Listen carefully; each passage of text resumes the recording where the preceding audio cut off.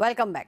આગળ વાત કરીએ તો જળ સંરક્ષણમાં ગુજરાતે ફરી એકવાર ડંકો વગાડ્યો છે. વ્યવસ્થાપનમાં ગુજરાત ટોપ 3માં છે, ત્યારે જળ શક્તિ મંત્રાલયે આંકડા જાહેર કર્યા છે. બેસ્ટ સિવિલ સોસાયટીમાં બનાસ ડેરીને પ્રથમ સ્થાન મળ્યું છે, ત્યારે ઇનસાઇડ કેમ્પસ કેટેગરીમાં આઈઆઈટી ગાંધીનગર પ્રથમ સ્થાને છે.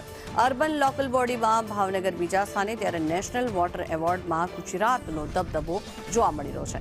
જળ સંચય જાગૃતિ બદલ સીએમએ અભિનંદન પણ પાઠવ્યા.